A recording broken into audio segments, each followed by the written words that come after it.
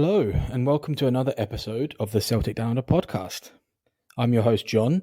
Your regular host, Jared, is taking a well-deserved break.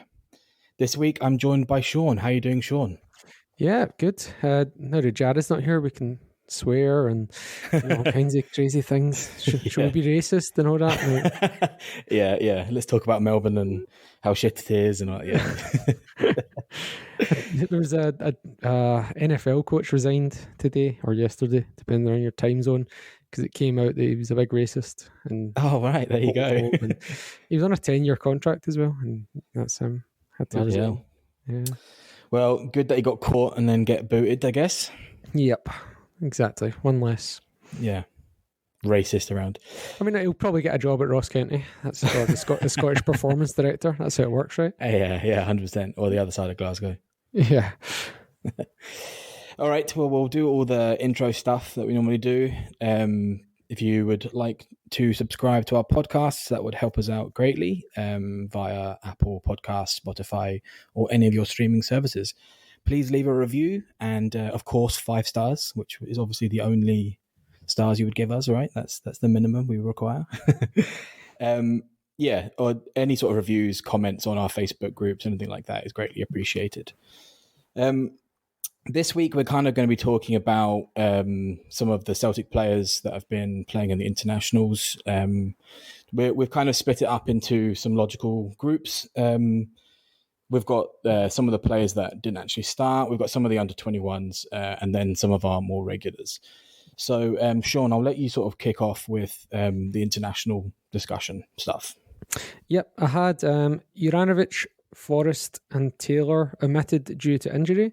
Which is notable because if you add Julian into the mix, they could be coming back after this break. Then we had Carl Starfelt, who was called up for Sweden, didn't make the bench for either game. Albin Ayeti, who was an unused sub in both games for Switzerland. And Liam Scales, who was also called up for the first time for the Republic of Ireland, but also didn't make the bench for either game. So I've not written down the mileage for all of them, but Liam Scales certainly went to Azerbaijan. I'm not just need to double check where Switzerland and Sweden went to. Switzerland went to Lithuania, and where did Sweden go? They went to. Well, actually, they stayed at home, so that's not too bad. But still, flying all these players around in metal tubes with other men to not even give them a game. Sus. What do you think?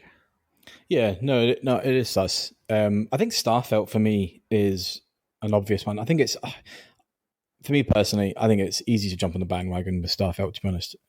He is a bit hot and cold. But I think one of the things that's most interesting for me is when I spoke to the Swedish guys in one of the other episodes, Anders and Douglas, who are both from the exact same town that Starfelt's from.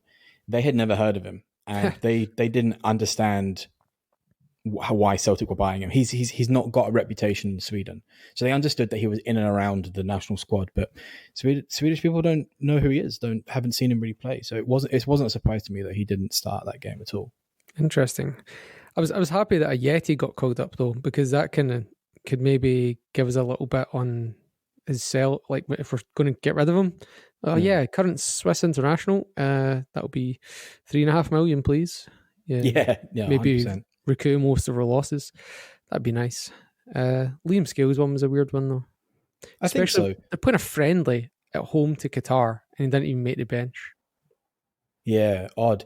I think. Look, I can't quite remember the source, but I think there is chat around him not being fit yet, which I think has also got big question marks over that because he's been playing quite a lot.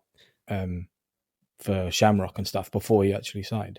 Yeah. So maybe he's picked up an injury, or he's just not at the level that we expected him to be yet, and that's sort of going over internationals as well. But yeah, it's a big question marks for all of them, to be honest.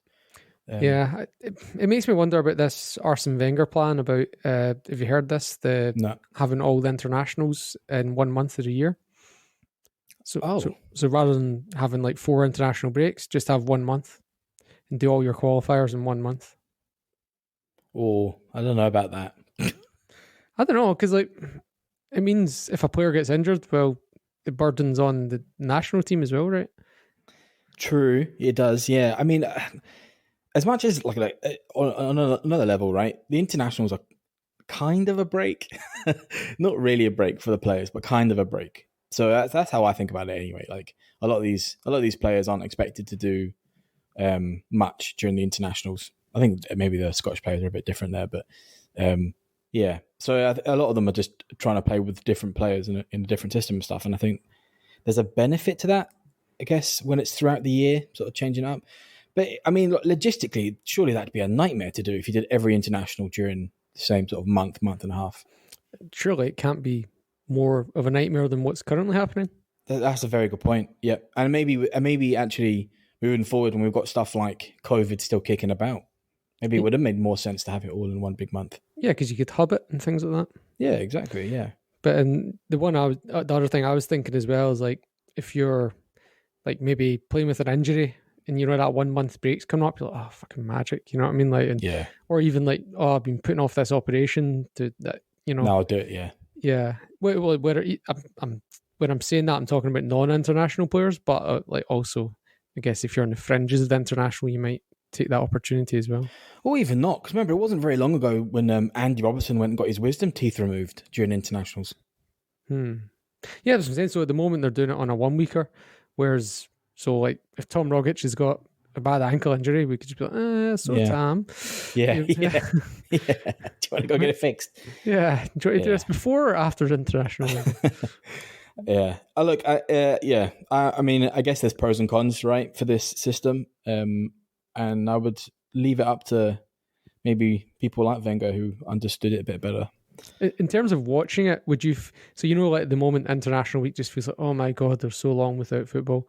So like, would it be a month of getting into international football rather than what we have now, or would it be a month of this is the longest thing ever?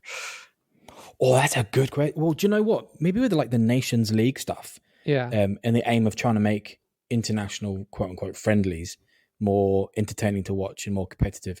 Maybe there is an argument to say that it would almost be like having the Euros and World Cups and the likes more often, because you would just have this yearly, right, it's the international month now. Yeah. Everybody's going at it and just everybody focuses on that for a month. Because look, I'm not being funny. If it's a month long, everybody's going to watch it. Nobody's going to give up watching football for a month, are they?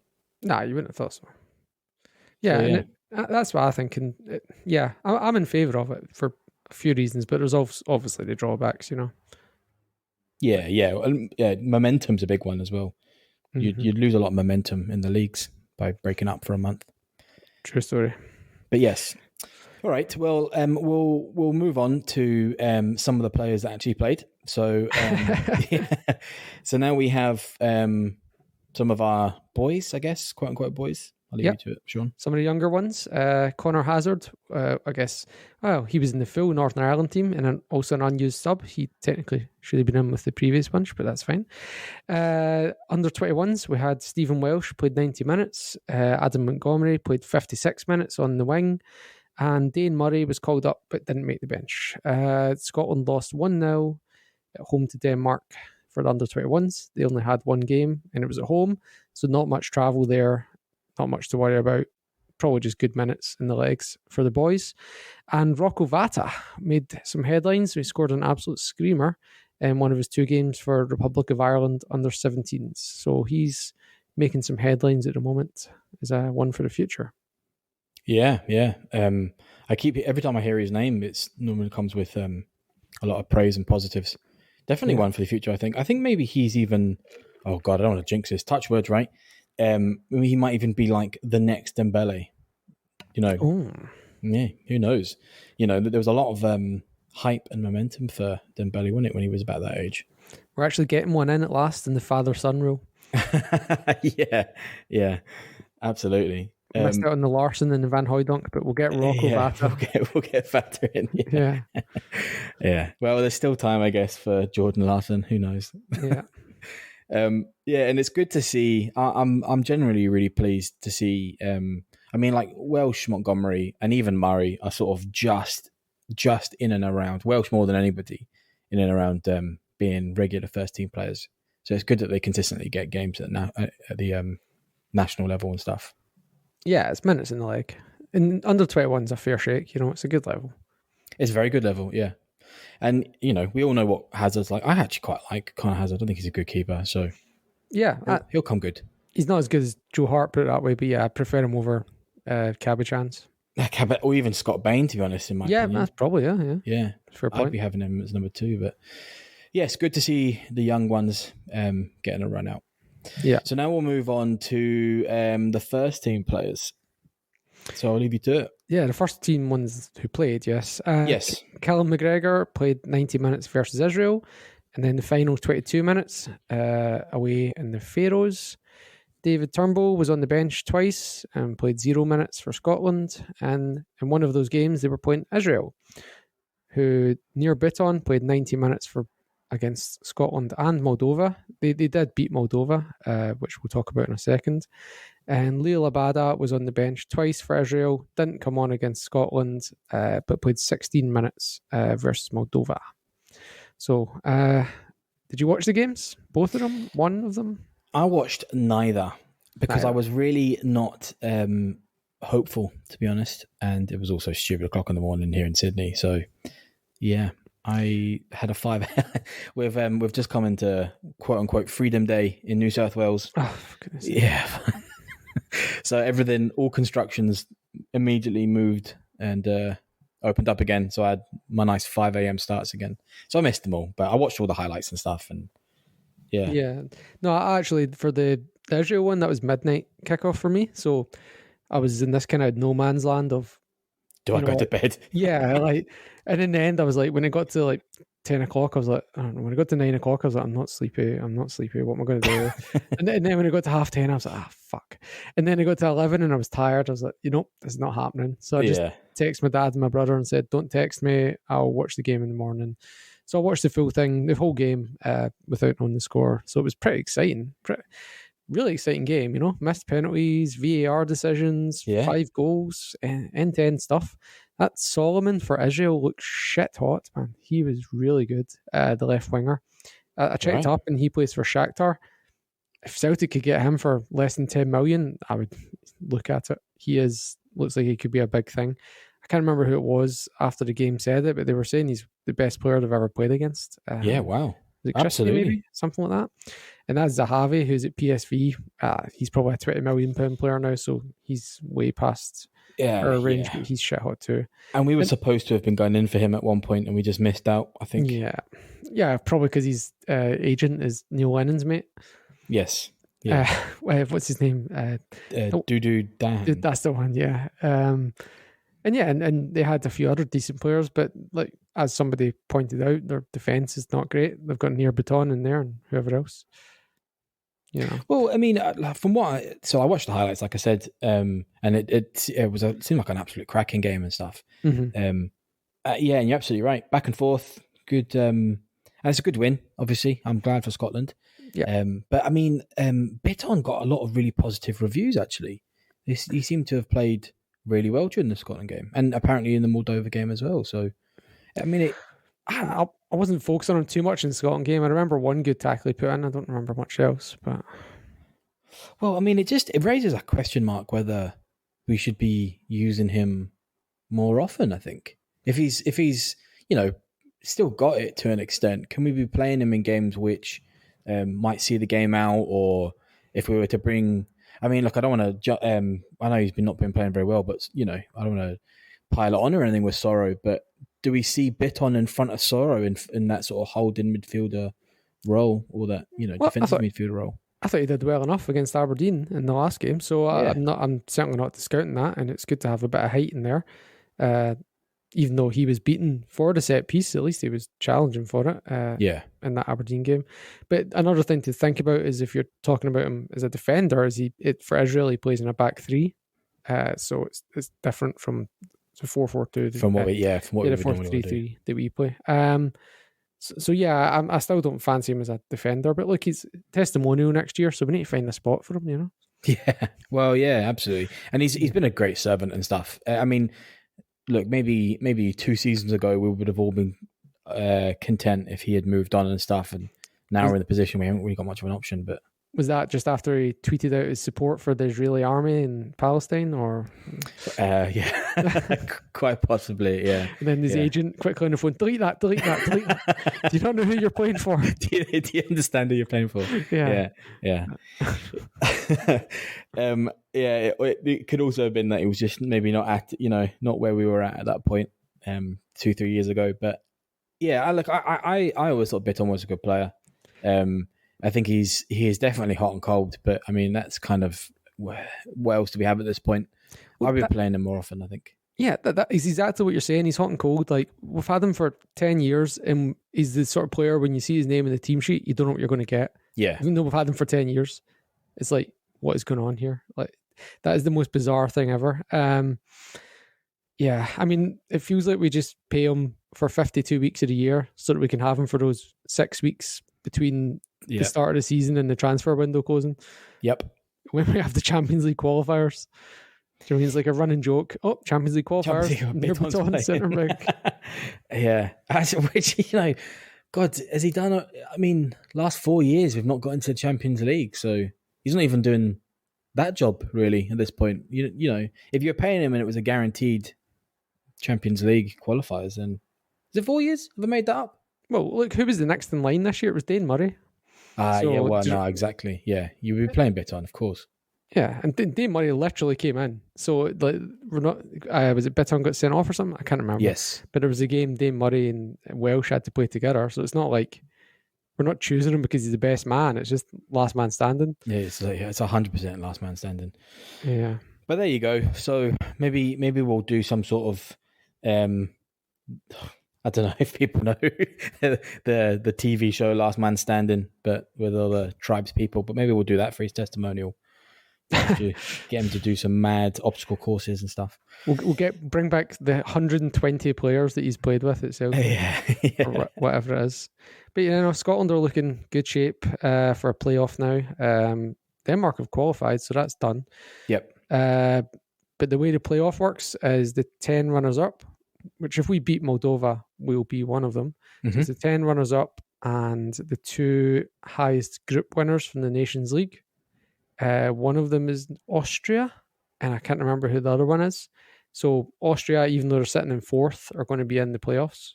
Right. And I really can't remember who the other one is. I'm not even sure if it might actually still be up for grabs, but Austria are sitting in there. So what happens is you get 12 teams, and it becomes 3 groups of 4, straight knockout. BBC were saying it's seeded in the sense that we would get a home game. Okay. Against an unseeded team. I'm not sure if that's accurate or not. I couldn't actually find any evidence to back that up, but that's what they're saying. So it's a straight knockout, 4 teams in each group, and 3 go through. And 3 go through from each group? No. 1 from each. So as in, 1 from each, yeah. So there's 12 teams in the playoffs. Mm-hmm. So you have 3 pots of 4, mm-hmm. 3 groups of 4, whatever you want to call it, 3 knockouts of 4. So it's like 3 4-team tournaments. Yes, yeah. So say we draw whoever, like Sweden, and if we beat Sweden, then we go in to play Russia in the final, and whoever wins that goes. Yeah. I think I read something similar like that, including the Faroe Islands game. We had 5 games left, so that makes sense. That's how they did it. So obviously the Faroe Islands, Moldova, Denmark, to qualify, to qualify, yeah. So it's still a long road ahead, but I mean, we're getting there. Do you know what I mean? And I don't expect Scotland to do it easy either. It'll be a lot more 86th minute goals, I think, or I hope. Penalty shootouts, yeah, all of that stuff. What did you think of Turnbull not getting a game? Do you think that's fair with what Scotland has in the midfield and where Turnbull is at in his career? That is exactly, that what you're saying is exactly what I thought. Yes. I think what he got was exactly where he is right now in his career and where Scotland is with their centre mids. Do you know what I mean? Is David Turnbull better than Kenny McLean? Probably about equal, I would say. Mm-hmm. But David Turnbull is more of a prospect, so he's probably going to get a nod in that sense. But is he any better than McGregor, McTominay, Gilmore, and John McGinn? Nah, not at all. Do you know what I mean? Yeah, and like if you're trying to hold on to a game, you're not going to bring him on. You might have brought him on late in the Faroes because he can crack one in, but yeah, I wouldn't have been bringing him on in that Israel game. Put it that way. No, me neither. I rate Turnbull. I like him, but he's still got a lot of growing to do, I think. He got quite a bit of praise from Postecoglou recently. What was it he said? He basically said Turnbull has everything. Try to remember. He did it in this weird way that he said the only negative about Turnbull is that he needs to realize he doesn't realize he has unlimited potential. It was something like that. Like he was saying that he has his Turnbull. The one thing that Turnbull has to work on is realizing that he can do anything or something like that. I can't. It was some wishy-washy thing. He's like that. Oh Jesus! I don't know if people are into the boxing, but the Wilder Fury interviews before the game, Wilder was always saying you have to think like a champion before you're a champion and all that stuff, and that's what he's not doing yet. He hasn't realized. He's not acting like he's the type of midfielder he might become one day. Yeah, his attitude. Yeah. But Postecoglou was implying he can be the best in the world. I'm like, oh, come on, rein it in, mate. Yeah. Well, you know, who knows these things? Yeah, he could. I've not seen the rawness, but who knows? I mean, how old is he now? 22, 20, something like that. I think so. Yeah, mate. Yeah. Actually, let's have a quick Google because he was Young Player of the Year last year and 2 years ago. So it's just one of those ones. He's been around for a while, so. It's funny because, like, if a player comes on the scene like Stephen Welsh, who's 22 and it's their debut, you're like kind of young player, just getting you start. And then if somebody's played 200 games or 100, I know he's not played 200 games, but if somebody's played like close to 100 games and they're 22, then that's. Do you mean you view them differently, even though they're the same age? Yeah. So he is 22. Yeah. But look, if he's going to be the sort of midfielder that maybe Postecoglou's talking about, he has to get very good in the next 18 months, to be honest. Yeah, and that's the kind of range you're looking at. Yeah. Before because you know, centre mid, maybe he's peaking, I don't know, around about 26, 27. Yeah, and I think he has played close to 100 games, something like that, already. Yeah, well, fingers crossed he gets there. And I think as well, Abada, another one who's also got probably the minutes where he is at in his career. I actually don't know the Israeli team well, to be honest. I know some of the big names, but didn't start for Scotland and 16 minutes for Moldova is probably about right. Would you agree?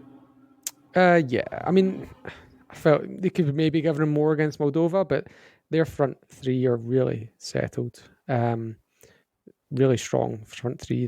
De Boer, Solomon, and Zahavi. If they're all fit, you're struggling to get in. Yeah. And they've got a few other guys that I can't really go into details about the players that would come in next, but certainly against Moldova, he was the next man up, not against Scotland though. But I guess they were holding on to it against Scotland rather than chasing it. Well, yeah, Israel needed to win against Scotland, didn't they? So yeah.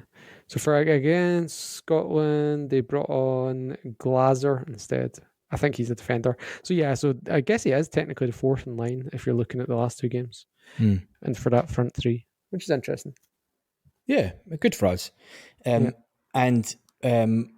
obviously, for me, McGregor's in the Scotland midfield every single game, but I am genuinely glad that he got a rest against the Faroe Islands, to be honest. Yeah, good for Celtic. But from what I heard, Scotland were shit. So I've not watched it yet. But yeah, they kind of were. But I mean, at the end of the day, do you know what? Actually, if you watch the highlights against the Faroe Islands, we could have easily drawn or lost that game. There was a couple ones where we were really, off the line, scraping it, sort of stuff. And we did lose it a bit in the midfield. But look, we got through it, and to be honest, that's what I really care about. To be honest, got the win, got the 3 points, and McGregor got a rest. So, yep, and Turnbull. Good for everyone. Yeah, and Turnbull. Yeah. So hopefully they come back refreshed and ready to go. Yeah. So that really brings us on to the other part of the world, our part of the world. The other game that was on. Kyogo versus Rogic. Yes. Yeah, so shame Liam's not here to talk about this because he would definitely have watched it. I was thinking the exact same thing, yeah. But there was the Japan manager was under pretty severe pressure after they lost 1-0 to Saudi Arabia. Kyogo only played 31 minutes and he played it on the left wing, and he was under severe criticism for that decision, apart from the fact that they lost to Saudi Arabia. He was getting both barrels for playing Kyogo or benching Kyogo and then putting him on the left wing when he came on. So then a few days later, chucks him on again for the last half hour against Australia, but this time he puts him up front and Kyogo forces a last minute winner against Australia. Yes. So it appears to have, if he hadn't scored that, the guy's probably out of job, because even with that win against Australia, Japan are still sitting in fourth place in their group, behind Saudi Arabia, Australia and Oman. The only people they're ahead of are China and Vietnam. So they're sitting level on points with Oman, basically. So they really, I think you need to finish top two in that group. I'm not 100% on that one. So they need to make some ground. They're 6 points behind Saudi, 3 behind Australia, but it has just started, so there's plenty of games to play. Yeah. Tam Rogic played 63 minutes in a 3-1 win against Oman, and then he played 82 minutes in the loss to Japan. But still, it's a weird one to have Kyogo just playing those 30 minutes. Happy that he didn't get injured, put it that way. Yes, yeah, and well, I'm happy Rogic didn't get injured as well, to be honest, because it was one of those. Oh yeah, it's always one of those ones, isn't it, where he gets injured. But I for those that didn't watch the highlights or even the game of the Japan-Australia game, I think the Japan second goal went down as an own goal against one of the Aussie defenders. But if it didn't come off the Australian, Kyogo was there. Do you know what I mean? It was one of those where it was either an own goal or Kyogo scored it. Which is, again, good for international clout, I guess. I mean, obviously the Japanese know and love Kyogo, but it just means more and more attention to him from this side of the world. Well, there's already these shitty rumours of him going to England, which are absolutely, like, they don't come from anywhere other than just internet rumours. Do you know what I mean? There's that's not coming out of any football team or agent. That's just somewhat. Do you know where it started? First place I seen it anyway was just in some Southampton fan site, and I was like, oh my god, they're just doing this thing like, oh, where do we normally get players from? Here's the best player there. Let's just write a clickbait shite. I mean, it's the most unimaginative thing you can do is just go to one of these teams that's one of your perceived feeder clubs and say who's the best player. Don't give a shit that he's only been there 5 minutes, No, look, and I know Abada has got a lot of drama recently for saying that he would quite fancy playing in England, and I think that's perfectly fair for those aspirations. Didn't he specifically say Liverpool, or did I? Oh, I didn't read Liverpool. I mean, he's aiming high if that's where he wants to go, but yeah, but I mean, I think I didn't read. I didn't actually read it. I just skimmed it, and what I took from it was that the headline was being misleading, and that he was kind of saying that he'd love to play for Liverpool rather than wants to go to play in England. Yeah, exactly. Yeah, it probably was something like that, but I don't think there's any. Let's just give, I don't know, devil's advocate here. Let's just say that the rumours are true, and Kyogo has said somebody quite fancies playing in England once in his career. I don't think there's anything wrong with that for every player in the world to want to play in arguably one of the best leagues in Europe. There's nothing wrong with that. How is it news? Do you know what I mean? How is that news? How is that news? Yeah. And in fact, you could ask 98% of players in the world, what league would you fancy playing in if, nothing was an obstacle? And they'd all probably say Premier League or La Liga. Do you know what I mean? That's just the matter of the fact that it is. Very, very rarely do you find a player who just wants to settle in Scotland and play nowhere else. Scott Browns don't exist often much. You know what I mean? There's not that sort of well, there's also the fact if Scott Brown hadn't had his injuries at crucial times, he might have been gone as well. And exactly, I think we're just in a different age now. Do you know what I mean? When people like Kieran Tierney are going, then there's nobody more Celtic than Kieran Tierney. And if they need to go down to realise their ambitions, then that's just the reality of it. Do you know what I mean? Absolutely nothing wrong with that, in my opinion. So, yes, I think I agree. I think it's complete and utter clickbait nonsense because he's been here for 5 minutes. But let's just say if it was true, I have no hard feelings for Kyogo if he has aspirations higher than playing in the Scottish League. That's it. Yeah. The only players that stay this long are players that have setbacks like Rogic, Brown, or players that are just bang average, like near Bitton. Yes, yeah, exactly. Yeah, and rarely do you get a player who like Larson that just wants to stick around. And it was a different era then as well, I guess. Yeah. With Celtic were up with those. Playing for Celtic was probably comparable to playing with just now maybe a Leicester or somebody or an Everton. I'd put it even higher. Probably, yeah. It'd been like a fourth place in England at that time. Yeah, that's probably true. So, we're not in those times anymore. So certainly not. But yes, and I thought Rogic played well in both games from the highlights that I saw. I think he's, he in good positions. He missed some probably good sitters, but I thought overall he played well for Australia. Yeah, look, when he's fit, he's a key man. It's him and Adam Moy, who's currently in semi-retirement in China. Who else is there really? It's people like Martin Boyle are getting a game for Australia, and Suter, which I forget which Suter. One of them. One of the Suters is, so it's certainly not the golden generation anymore. People like Tom Rogic are your big names, Yeah. Now, look, this is a slight tangent, but whatever happened to Daniel Arzani? Is he in around the Australian team, or is he just... don't believe so. The last I heard, he was probably on loan from some Man City group. Didn't he get bombed out of a loan last year? Let me check. He is... I don't even play for us. He played for all of 15 minutes, 20 minutes for us, to be honest. But yeah, he's currently at Lommel. I don't even know what country Lommel are from. Yeah, what the hell is that? That's Belgium, but it looks like Belgium B. Yeah, right. Wow. Belgium. Okay. Yeah, so not quite the heights we thought he was going to be. Yeah, certainly not yet. Anyway, because how old is he now? He would be. Well, he came to us as a teenager, so he must be getting on now. 22 now. Yeah. So he played 4 games last year for Aarhus, and I think they're in, is that Sweden? AGF Aarhus? Yeah. No, sure. Denmark, sorry. Yeah. 4 games the year before for Utrecht, 6 games the year before for Utrecht B team. He's played like 20 games since he left us, and that was in 2020. Well, on the plus side, Gary Caldwell is his manager now.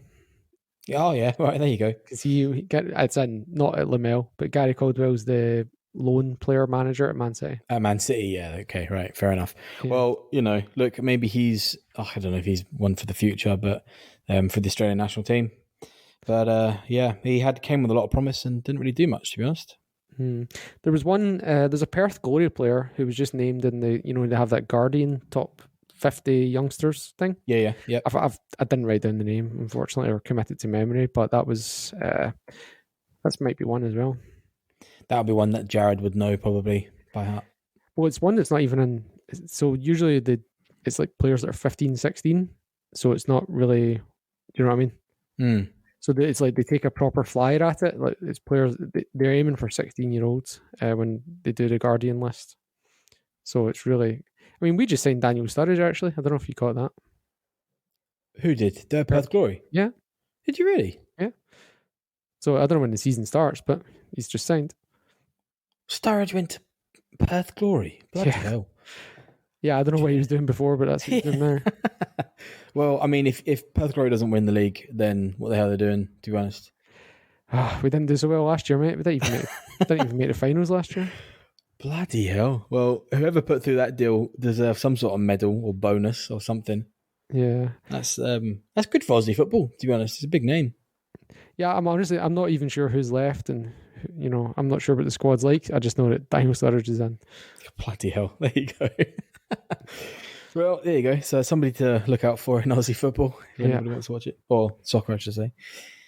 All right. Well, that kind of wraps up the Celtic players in the internationals that played for the first team men's or didn't play for the first team for some of them. So now I'll let you, Sean, sort of give us the highlights for the B teams and the women's results and stuff. Yep. Okay, so yeah, I just did a bit of a longer write-up because there's no first team. So the B team in the last, I've had a few games in a row, and the team's had a different makeup in recent weeks, and I'm not really sure why. Players like Shaw, Urugide, Lawal, Oluwayemi, the goalkeeper, Brooks, Vata have all not played in the last 3 games. Not clear why. Moffat has still been playing, so I don't know if it's a combination of international call-ups and injuries, because obviously Vata was called up, but people Liam Shaw wouldn't have been, so I'm not quite sure what's going on there. They lost 1-0 to both East Stirling and to Spartans. Spartans was a last-minute winner. But again, it was looking like a more inexperienced and younger B team, and they are both above us in the table. And then we more recently beat Gretna 1-0 with a goal from Ben Wiley. And again, Gretna are kind of struggling, so not sure that's too much to celebrate. We're currently bang on mid-table, sitting 9th, 17 points off the top with 4 games in hand, but obviously comfortably clear of the bottom team on 0. And no game this week, but on the 25th and 30th of October, there's a double-header against the Cumbernauld Colts, home and away. I don't know how that's worked out. It must be the midpoint or something. Or they're doing a flip over. But yeah, I'm really not sure why the first 11 has really changed so much. It's weird. I honestly don't get it. I mean, maybe somebody who's listening could explain it and spell it out, but I was under the impression that the B team lineup that you submitted couldn't change. So that was it. So you couldn't have players from the B team coming up and playing for the first team. You couldn't swap around, from the reserves or whatever it was and get them to stick around. I was under the impression it was just fixed, but yeah, maybe there are some laws in there or bylaws that allow for injuries and call-ups and stuff just to fill the numbers out. But yeah, I mean, look, maybe they were called up to train with the leftovers from the internationals. Yeah, well, maybe possibly. If they're training with the first team, then they can't. I don't know. Yeah, no, it's a weird one, and it seems like Uragidi's slipped down into the B team, and well, yeah. If you've seen him play for the B team, he's not even there. Yeah, yeah. That's why I hear. I think he's going to be. Who is that lad that we signed? I think it was from City. Kundai Benyu from. He wasn't from City though. It was from Ipswich. Ipswich was it, right? There you go. I think he's going to be another Benyu, to be honest. I think so. Yeah, he doesn't. Yeah, he looks like one of the ones that if he raises his game, he might make a career out of bouncing around some lower division, some lower table Scottish teams. You know, make a career at Partick Thistle type of thing. Yeah, quite possibly. And that's okay. You know, we didn't risk or gamble much on him, so I think it was less than $1 million or something, a couple 100,000. So these things happen, I guess, and I guess that's a measurable risk. This is something I was thinking about recently. Do we think Moffat's really coming on to a good game? Do we see him in and around the first team maybe next season, even maybe the second half of this season? I'd like to see him. We've not really had the chance to see him up against men yet. Against top flight men, I should say, because obviously they're playing against adults in the Bs. And there's a couple of those pre's as well, pre-season games where he played. Yeah, and not even that. I'd also like to see him on grass. It's pretty shitty. Yeah. You know what I mean? You don't really get to judge them right on the AstroTurf. So yeah, I'd like to see more of him. But yeah, I'd also like to see him develop a bit more physically. He's still looking a bit kind of lightweight. Bit young. Yeah. I mean, face doesn't look young, but he just looks light. Mm-hmm. Yeah. He looks like he would get bounced or break easily. He needs a bit of the Ryan Christie treatment. Go up and beef up in Aberdeen or something and then come down again. Yeah, because look what happened to Karamoko and Mikey Johnson in pre-season when they were playing against men. Yeah. Out for 3 months, 4 months, you know. And that's the problem, isn't it? They just need to... And, I mean, really, again, this is a wider issue, but, I mean, we need better sports scientists in and better physios or just a wider physio team to make sure that those things don't happen as often, I guess. Yep. Just put them on a training plan saying you need to put on 10 kilos of muscle by the next season or something. I think they discourage that before players have finished growing. I think. I'm not You probably would. Yeah. because I think that's why Nadal fucked up his knees. You know, the tennis player. Yeah. So like if they, yeah, I think that's the way. I think that's what happened with Karamoko as well. Is they're like, oh, his brother shot up at this age, so we don't want to. Yeah. I mean, how old is Dembele now? He must be getting past. He must have finished growing by now, surely. I think he's only 18. Is that wrong? Do you not stop growing? I don't No, know. but no, I mean, some people grow spurts at that part of their life. Is what I mean. Bloody hell! There you Yeah, go. yeah. It's genetic, you know. Like, Yeah. so Well, that's why they were saying they looked at his brother and said, you know, let's just wait and see what happens. yeah, Well, yeah. Let's obviously, yeah, we want to protect the players, even if it's not to benefit Celtic. That these are their careers we're talking about. So, there you go. I would 18 and a half. Yeah, right. Cool. I'd like to see him. Maybe if some of the games at the end of the season, or I don't know, maybe some of the other games that aren't as crucial. I don't know. Some of the early cup games, I'd like to see him, see what he's like a bit more, 15, 20 minutes or something. I think he'll be one for the future. I think he's a good player. Yeah. The women had back-to-back 6-0 wins. There was no real players to focus on when it was six different goal scorers. Currently third in the league, tied with Glasgow City and 2 points behind Sevco, who have won 6 from 6. One thing to note was one of the games was the 200th appearance for Kelly Clark, who did Celtic TV for the last couple of years. And this weekend they've got Spartans at home and then Sevco at the end of the month. So it's very tight at the top. They're only had that one draw against Glasgow City. So apart from that, Celtic, Sevco and Glasgow City have won every game. So it's going to be a close one there, I think. Yeah. Well, I mean, drawing at the moment with Glasgow City is a fantastic. I mean, they beat them recently, didn't they? Celtic. Well, it was 2-2 this season. I don't know about last year. Maybe that was the result I was thinking of. But I mean, that's good. I mean, obviously, season's still got to go on and stuff. But yeah, fingers crossed the women win the league. That'd be a brilliant result for them, to be honest. Yeah, we're celebrating that. 100%. So yes, and good to see Kelly Clark getting her 200th appearance. Yeah, she's not the best at the TV, but you know. No, but there's a lot of people that do Celtic TV that aren't necessarily the best as well. Yeah. But yes, good for her. Good footballer. Yes. All right. Well, yeah, we'll obviously keep everybody updated with the B team and the women's results as they develop. So on to the next sort of discussion point, which seemed to be rattling around social media the last week, which was some of Roger Mitchell's, who, for those that don't know, is one of the ex SPFL executive chief, I don't know, board member, who is a mad Celtic fan, who currently lives in Italy, I believe. Might be wrong there. I think it is, yeah. I think it's Italy. Who has come out saying that he would be very interested in buying Celtic, becoming the majority shareholder, not the largest share. Oh, my mic gone there? No, not the largest shareholder, but the majority one. So basically, what Desmond is. But he is not going to do that in any.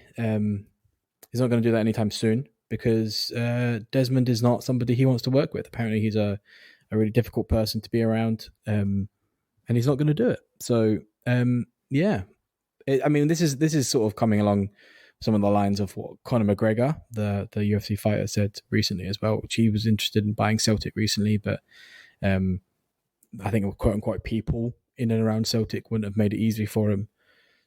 So what do we think? Do we think that this is sort of, are we seeing a time that maybe Desmond his era is finishing, especially with Lawwell moving on and some of the old, apparently Bankier's moving on and stuff. Are we seeing a bit of a regime change overall, or do we want somebody like Roger Mitchell? Some of his comments have been quite interesting. It's a weird one because we're being financially secure for so long now. Even though Dermot Desmond doesn't really put any money into I think apart from like maybe the odd Robbie Keane James McCarthy signings. He doesn't really chuck any extra money our way. What he does do though is get the jobs for the boys with all the Irish lads, like your Damien Duffs and people, and the boy from Man City that was linked and all that sort of thing. Yeah, the Conor McGregor one as well. Oh, yeah, it was a nonsense, but it was just one of those things which was, there's people around who are ready to buy a team like Celtic. Do you know what I mean? Yeah. I don't see Desmond selling anytime soon, and unless he's actually going to, once he steps away from his business empire, maybe. Like, I think he just sees it as part of his business empire. So unless he's planning to retire or die, then I don't think he's going to sell up. Yeah. And even then, his son might pick it up at that point because his son's quite relatively involved as well. I don't know, man. Like, I think that's the thing about it, isn't it? It could stay in the family. It could become like the Kellys. Oh, it'd be horrendous if that happened. I think one of the interesting things that Mitchell said was that it wouldn't be impossible for Desmond to stick around. This is what he was saying, which was why he was like, this is how somebody would do it, right? Now, Desmond owns the largest slice of the pie, right? I think it's like 30% or something that he owns. Mm-hmm. But there's some big investment firms that own the other large slices, the 12, 15, 18% that are kicking about. Now, what Roger Mitchell basically said was it wouldn't be out of the realm of possibility where somebody could come along and buy out those investment firms. Then they would own 35%, outdoing Desmond. And that's how you'd get into becoming the owner of, or the largest majority shareholder of Celtic. Now, that's interesting. He basically said he'd never do that because he thinks Desmond's a prick. But so he's never going to do it. And he also came out and said that maybe the majority of Celtic fans wouldn't want him in and around as well because he would happily, quote unquote, trade all the trophies for the last 16 in the Champions League every year. Which is an interesting comment to make. Well, look, if you're making it to the last 16 in the Champions League, the trophies follow. And that's my opinion. I think the measuring stick is European football, Champions League football. I think if you're consistently in the Champions League that often with all of that money, I think all the trophies immediately come. But would you trade? Well, I mean, not first of all, would you trade short-term success for long-term success? Maybe not winning the league or winning any trophies for a wee while and just. I think anyone would if there was a guarantee, but there's no guarantees is the problem. Yeah. And I think maybe yourself and myself would probably do that, but I don't know if the majority of Celtic fans would have that. Well, for guaranteed long term, but there's no guarantees. That's the problem. Yeah, no, absolutely. And maybe the development recently with, it's the top two teams that can get through into the Champions League. Yeah, I mean, top two teams get a shot at qualifying. Get a shot, yeah. Yeah. Although the one goes in, but yeah, the second one gets a kind of, haha, thanks for showing up. Yeah. You know what I mean? I do not even consider that second place as Champions League qualification. It's more of a 2 chances or 3 chances at qualifying for Europe kind of thing. Yeah, that's the way I view it. Like I had no concept that we were going to qualify this year when we went into those qualifiers. I don't know. Maybe it's different next year. Settled team, whatever. I don't know. But yeah. Fingers crossed, and that's exactly what I hope. But I mean, look, it's an interesting time. I think there was another fan media outlet that questioned him on it on Twitter, and this is what's basically been floating around. And I think it's interesting, and I think what's really interesting is there are people that have a different vision, or at least a vision, a sort of communicated vision of what they want out if they were to be the owners of Celtic or the CEO, and moving forward. Now, maybe this is coming out with the Mackay resignation and all that stuff, and what concerns me is basically there's people that are happy and have a vision and would easily slot in, but they're not going to do it anytime soon and they've basically communicated if somebody like Desmond is still around. I'd like Roger Mitchell thinks outside the box. He's I like the way. I mean, I don't agree with everything he says and does, but I like that he just thinks differently, and it's almost like he's putting effort sometimes into being contrary. But that's okay as long as you're not the only man in charge. You know what I mean? If you're a one man show and you're wanting to be contrary, then that's going to be counterproductive. But if you're part of a board and offering different perspectives, then that's a very positive thing, I think. I'd love to see him on the board. Would I want him all over in charge? Not sure, to be honest, but I think he'd be a good addition to the background running of the club. I agree, and he's he's completely rolled it out anytime soon, unfortunately. But there we go. That's it's tough times ahead, I think, as far as the top heavy stuff goes at Celtic. That's like those ones like David Moyes who, I'd like to be Scotland manager in the future, but not anytime soon. And then just it never, do you know what I mean? It never happens. Basically, he's just deflecting the question. Yeah. Nobody ever expects David Moyes to be Scotland manager now. Do you know what I mean? Yeah. Oh God, I wouldn't want that anyway. All right, well we'll move on. Just thought it interesting to talk about that. So we'll move on to some of the previews for the games coming up. The two crucial ones. I'm going to butcher this bloody name. I remember. So we got Celtic Motherwell coming up in the league, and then we got Celtic, and I'm just going to say Ferencvaros. Is that the best way of saying that? In the Europa League? It's like a sh in the middle. Shush. Yeah, it's the shush bit there. Ferencvaros. Yeah. Ferencvaros. Yeah. We got them in the Europa League. So what do we think? How are we going to fare in these two next games? Is it the home game? I think it is. Ferencvaros it is. I think so, yes. It's home then away. That's right, isn't it? So yeah, Motherwell. I didn't even check if it's Saturday or Sunday. Please be Saturday. I don't remember the last time we had a Saturday game. It's driving me mental. Because even when we had like that League Cup game against Wraith Rovers, they still papped us on to just do you know what I mean? Oh God, it's Saturday. Saturday 3:00. So I can actually enjoy that one this weekend.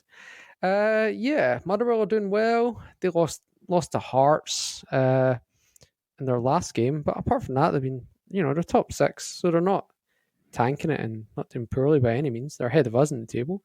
They drew Ibrox, and they're coming to Celtic Park now, so we can't take it for granted. We need to be playing our best, really, even though it is a home game. And they're above us in the league, remember? Yeah, 1 point. Yeah. So I don't know. It depends on the other results, but if we beat them, we can jump to third. If the Hibs, Motherwell, and Dundee United drop points. But yeah, we're out of touch with Rangers and Hearts at the moment. Mm-hmm. Disappointing.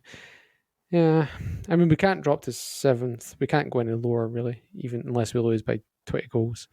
Does Giakoumakis get a game? That's what I want to know. Let's just say Giakoumakis gets a game. Would you have him? Do you give Kyogo a rest, or do you play maybe a 3-5-2 or a 4-4-2? I think you do give Kyogo a rest. Yeah, put him on the bench. I think he's just going to be jet lagged. I think you do that. Yeah, I think that's probably the best. I mean, we're saying that, and we've never seen Giakoumakis play, but that's even if it's a risk. Yeti, I'd even put a Yeti in and rest Kyogo, and if we're 2-0 up after an hour, fine, whatever. You can either give Kyogo a stretch or just keep him on the bench. No pressure. But yeah, Turnbull starts. Obviously, he's raring to go. McCarthy maybe. Who else? McGregor should be okay. Yeah, I'd say most people should be ready to go. They've not done too much in the international break. The only ones that have really put a lot of minutes in was Near Bitton and Rogic. Would we be playing in for a game like this, though? We really probably wouldn't, would we? So I guess the ones that drop out are Bitton and Rogic, the ones that have played the most international minutes anyway. We also have a fair few injuries coming back. They're not going to come back this weekend, though. Do you not think they'd come back this weekend? Nah. Maybe on the bench, but they're certainly not going to crack the starting 11. So we have the long-anticipated return of Julian coming up soon. Forrest should be back in... Who else was it? I think Mikey Johnson. Yep. And who's probably not going to start, but... there was another one. I said at the start as well. I forgot again. Juranovic, that's right. Juranovic. And he's probably... I mean, he might come straight back in. Yeah, he could actually. Yeah. Yeah. If Taylor's still not fit, then he probably might. He probably come in at sort of the left back position. and then have Ralston on the other side. I mean, look, I would I put Julian straight back in? Probably not. If he is fit, and maybe play him for the last 20 minutes to get his match fitness back up. And that probably goes the same for Forest as well. But we really need to be winning this game, to be honest. Oh, every game's a must-win right now. Yeah, it really is. That we not even draws is draws is a loss. Yeah, we're too far behind. We need to hit a run. We need to get into like a 8-9 at least game winning run, and 2 home games in the league coming up, or 3 home. Oh wait, we're away to Motherwell. Why did I think we were at home? We're at home to Zhoozh Ferencvaros. So we're away to Motherwell. So that's a bit. Oh, okay, that changes the thinking. Okay, maybe Rogic does need to play then. I don't know why I thought we were at home. Away to Motherwell. That's a tough one. It is a tough one. That's your standard one each game. Oh, I mean, there's been a couple of games we've played away to Motherwell where it's been really back and forth for the first 35 minutes, and then Celtic have just blown them away. So I'm thinking of like the 5-2 games and the like. I hope it's something like that. I mean, I don't see us to that level at the moment, but we need to come out. We need to play well. The way things are at the moment, it feels more like we go 1-0 down and then equalise late. That's the way it feels like to me. Like that, the one where it almost stopped the invincible run. I don't know if you remember that, where we got the penalty. No, I don't remember that. But yeah, we can't be doing stuff like that, unfortunately. And it puts look, as much as we've discussed this at length before about this season being more of a growth and development season, it puts a lot of pressure on Postecoglou, which is I personally believe unfounded at this point. But it will. The media will jump on him, and some of the the minority of Celtic fans will be the same. Yeah, must win. Definitely. And Ferencvaros, yes. Yeah. If we have any hope of progressing from the group, that's obviously a must win. But I'm not really. I don't know. I'm kind of taking it as one game at a time rather than like Leverkusen and Betis are both on 6 points each. If we basically need to take 6 points off Ferencvaros if we want to go through or have a chance of going through, and I don't know. Yeah. Can you see us getting 3 points? Never mind 6. Nah, not at this point. I really don't see it happening. I mean, look, I think we played well against Real Betis, even though we got beat, and I think the Leverkusen game probably flattered them quite a lot with the result. I think there were times that we were dominating well. So there's been flashes in both of those games that you could see back to the old Celtic strengths and stuff. But it's just not consistent enough over 90 minutes. So I think it's going to be a tough one. But we really look. I think for the Europa League, I think we're all probably saying it's just good to be in the group stages, but we're not getting through it this year. So yeah, and what we probably won't have Europe. I mean, my personal opinion, we have European football after Christmas. I don't think it's happening. But I'd like to see us get as many points as we can out of that. To be honest, maybe I don't know, ending on 5 or 6 points would be good. Yeah, get a couple of win bonuses, keep the coefficient up. Yeah, exactly that type of stuff. Yeah, that's about it. That sort of wraps us up, to be honest. I think that's probably unless there's anything else you want to add. No, I didn't think we'd get to an hour and a week with no games, but yeah, we managed to drag it out a bit, which is good. So yeah, I guess we'll just go off all our social media stuff. If you'd like to participate or comment on any of the posts or episodes, we've got groups on Facebook, Instagram, Twitter. We've got a YouTube channel that's starting up. Please subscribe to that if you enjoy listening to this. That would help us a lot. We have our website, CelticDownUnder.com, which has articles, I think, at this point, almost a day, every day at the moment. We're definitely getting there. That's a growing medium for us. And we have a couple of merchandise things as well on the Facebook group and also the website if you wanted to check that out. So yeah, that leaves us to the end. It's just our final thoughts, Sean. Yeah, my final thought is Clive Palmer can fuck off. If you're from WA, you'll understand that one. Yeah. Yes. I know this is a final thought, but for those that don't know Clive Palmer, he's the lunatic who's building Titanic 2. Is that what he's done? Well, he's also taken the WA to court for various things and try to open our borders up and stuff like that. Is he? Yeah. Well, he can fuck off. My final thought, and this is for all the musos out there, that Greta Van Fleet are just the TikTok version of Led Zeppelin. I don't understand that riff. I'll leave it there because that is a final thought. Check Greta Van Fleet out on Spotify, and you'll know what I mean. I don't have Spotify. I don't have TikTok. Do they exist elsewhere? Yeah, YouTube and stuff. They're quite big. But okay, cool. There you go. Yes. Anyway, that leaves us to it. Thanks for listening, everyone, and hail. Hail.